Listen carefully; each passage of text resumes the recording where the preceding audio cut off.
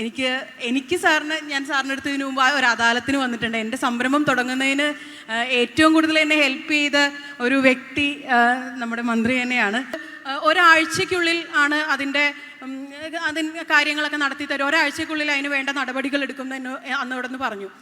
അപ്പം അതും എനിക്കൊരു ഡൗട്ട്ഫുൾ ആയിട്ടുള്ള സംഭവമായിരുന്നു. പക്ഷേ ഒരാഴ്ച പോലും എടുത്തില്ല, ഞാൻ ഉന്നയിച്ച പ്രശ്നത്തിന് പരിഹാരം ആയി എന്നുള്ള അറിയിപ്പ് എനിക്ക് തന്നു.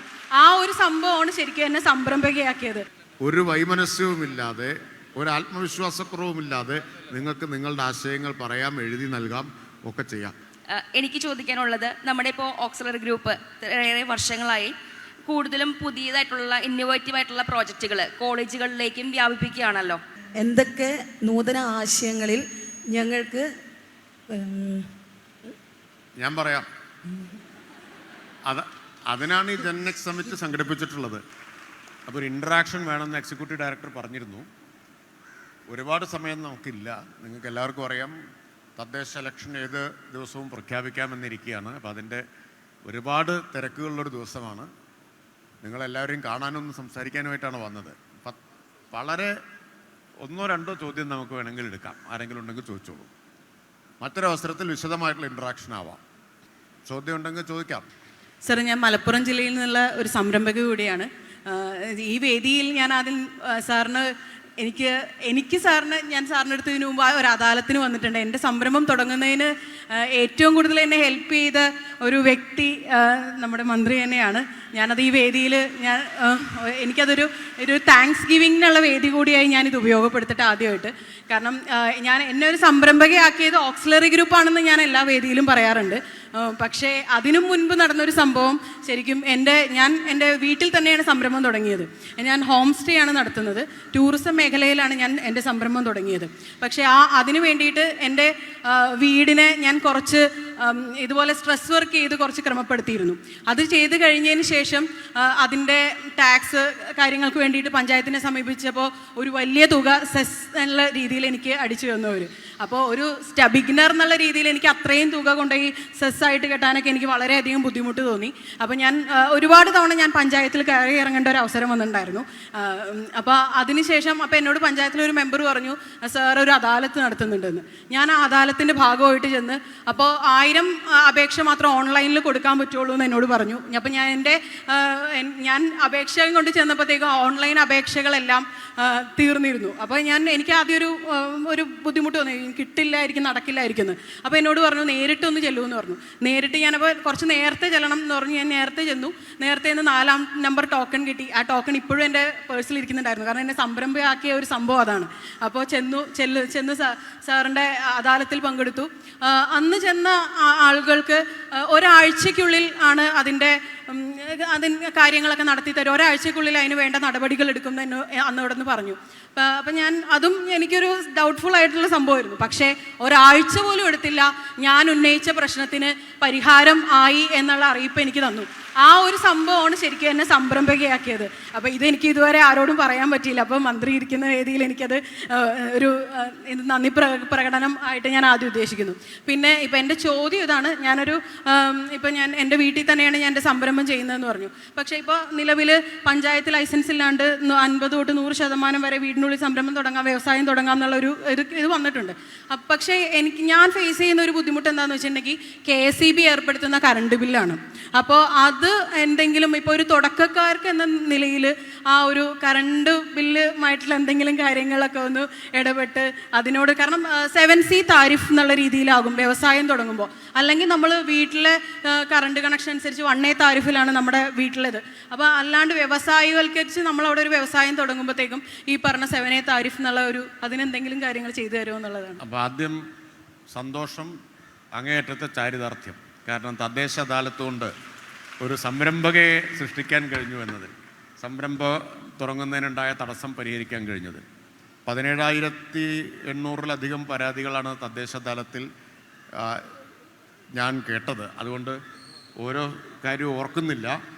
എനിക്ക് ഈ പറയുന്നത് വരെ ഇങ്ങനൊരു കാര്യത്തെക്കുറിച്ച് ഓർമ്മയുണ്ടായിരുന്നില്ല. പക്ഷേ അതെങ്ങനെയാണ് എന്ന പേര് ആർദ്രയുടെ ജീവിതത്തെ മാറ്റിമറിച്ചത് എന്നത് ഇവിടെ ഇരുന്ന് കേൾക്കുമ്പോൾ വലിയ സന്തോഷവും ചാരിതാർത്ഥ്യവും അഭിമാനവും ഒക്കെ ഉണ്ട്. ഒരു കാര്യം കൂടി, ആ അദാലത്തിൻ്റെ അനുഭവത്തിൻ്റെ അടിസ്ഥാനത്തിലാണ് വീടിന് മുകളിൽ ഈ ട്രസ് വർക്ക് ചെയ്യുന്നതിൻ്റെ നികുതി ഒഴിവാക്കിക്കൊണ്ടുള്ള ചട്ട ഭേദഗതി തന്നെ വരുത്തി. ഇന്നത് പ്രഖ്യാപിക്കുകയും ചെയ്തിട്ടുണ്ട്.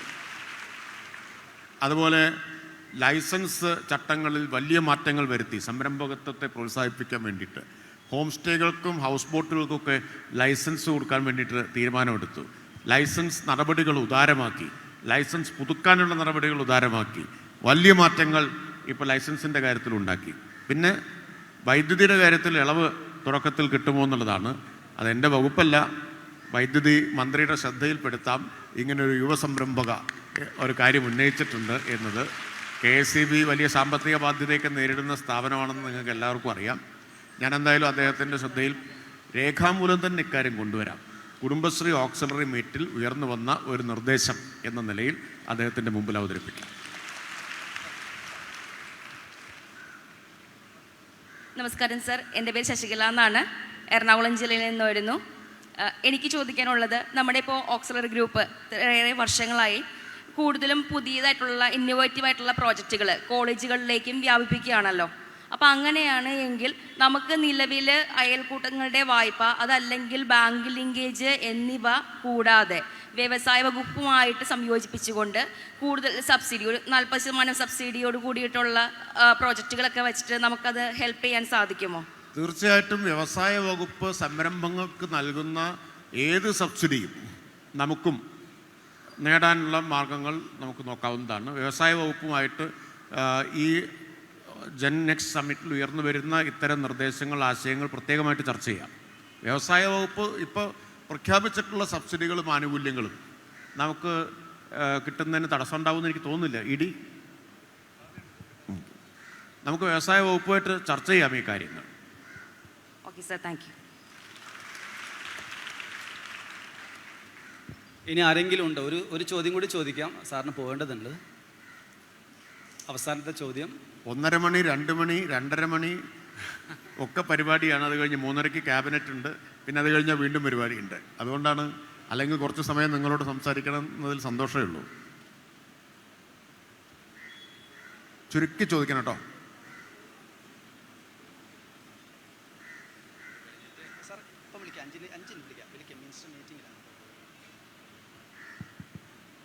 സർ, എൻ്റെ പേര് ഷിംന.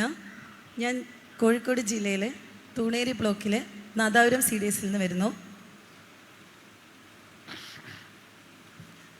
നവകേരള സൃഷ്ടിയിൽ ഈ സർക്കാരിൻ്റെ കാലത്ത് ഒരുപാട് പദ്ധതികൾ നിലവിൽ നടത്തിക്കൊണ്ടിട്ടുണ്ട്. അങ്ങനെയാണെങ്കിൽ ഈ നവകേരള സൃഷ്ടിയിൽ ഓക്സിലറി ഗ്രൂപ്പുകളുടെ പങ്ക് വർദ്ധിപ്പിക്കുന്നതിൻ്റെ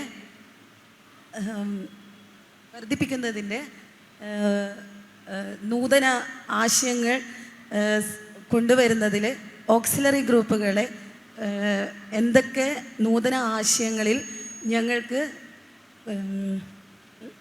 ഞാൻ പറയാം.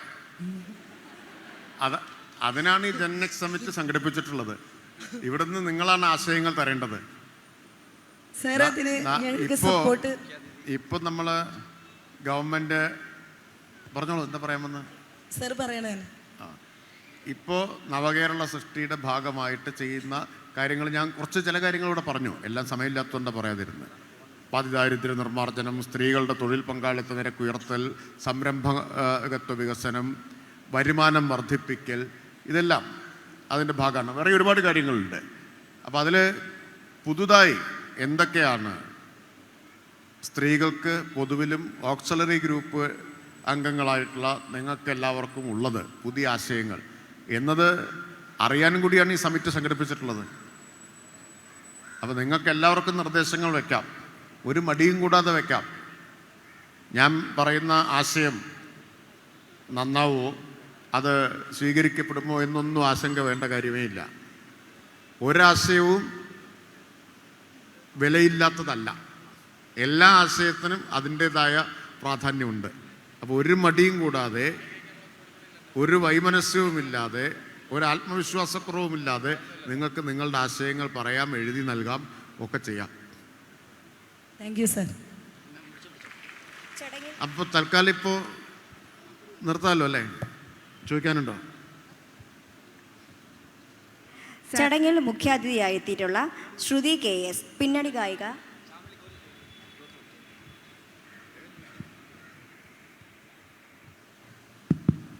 ഓക്കെ സർ, സർക്കാർ വഴി നിരവധി പദ്ധതികൾ ഇപ്പം നമുക്ക് സംരംഭ സാധ്യതകൾ നിലവിൽ നടക്കുന്നുണ്ട്. അപ്പോൾ വ്യവസായ വകുപ്പ്, കുടുംബശ്രീ, നോളജ് എക്കണോമിക് മിഷൻ, മൃഗസംരക്ഷണ വകുപ്പ്, അങ്ങനെ തുടങ്ങിയ പല വകുപ്പുണ്ടല്ലോ.